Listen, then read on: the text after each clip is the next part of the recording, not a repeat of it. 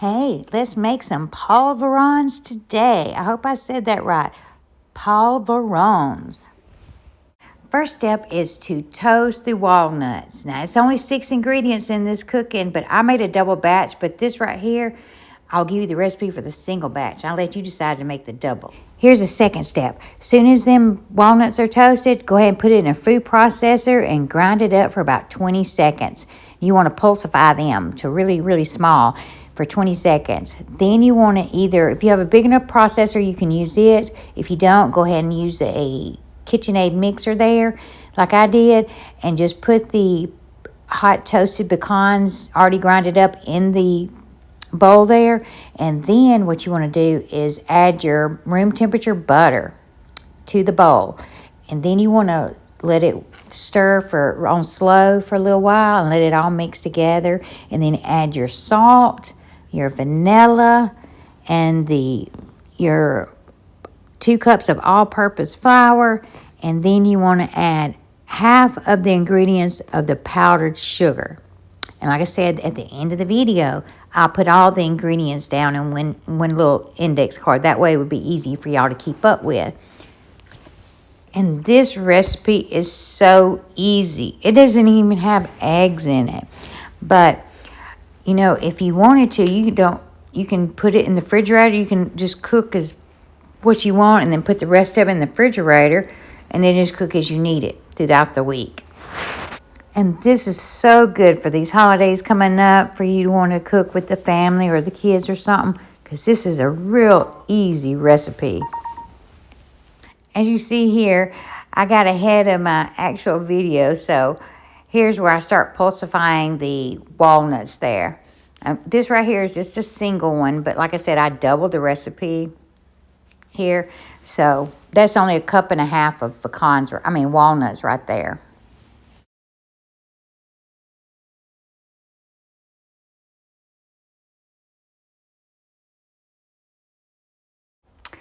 And yes, those toasted walnuts smell so good.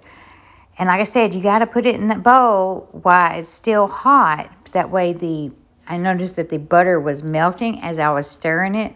Even though the butter was at room temperature, the pecans melted it and made it creamier as it went along. I just had to give you a close-up view of those toasted walnuts. Look how dark brown they look.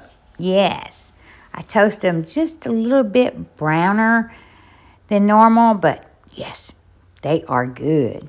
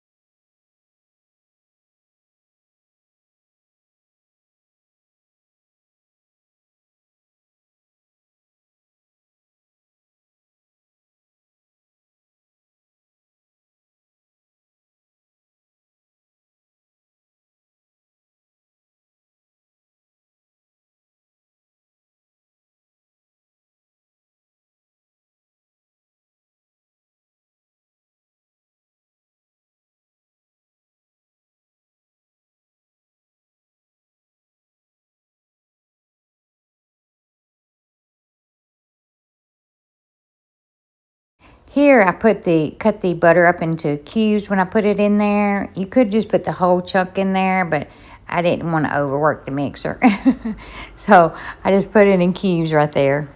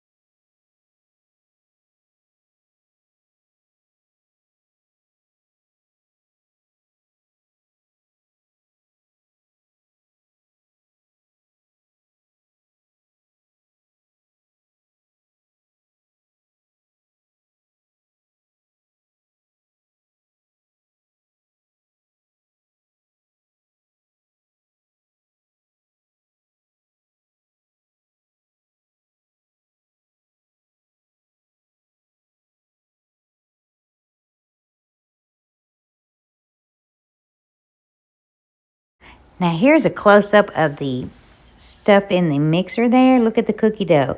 See how it's mixing and coming apart from the bowl, the sides of the bowl there? That is how we want it. And this is just my quick tip here for the day. Whenever I take the thing off the batter bowl there, instead of taking it off and having to scrape the sides of it down, what I do is I gradually, I put it on low speed and then I slowly lift it up, but not all the way, until the batter comes off the paddle by itself. So it's less work for me have to do on the end. But you have to be an adult to do that.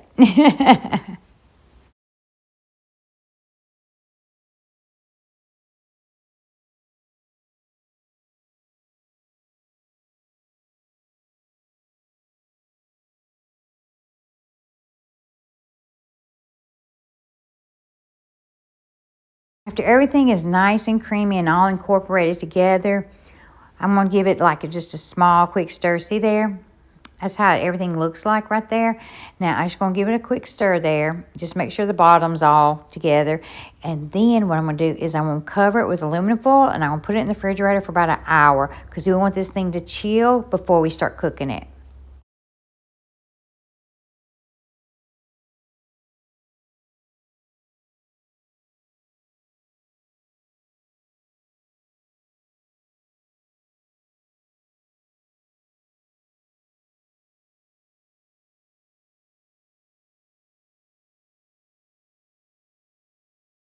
About an hour, we're going to take it out and line the cookie sheet with a parchment paper, and we're going to scoop with a cookie scoop. I used a small cookie scoop, but you're going to scoop it like on the cookie sheet, and I did 12 at a time. I baked in the oven at 350 degrees until golden brown, and then I let it cool off, and as soon as it cooled off, I rolled it in powdered sugar there. Now remember to cover the bowl back up with aluminum foil and put it back in the fridge while you're baking the cookies so they don't get too soft between bakings.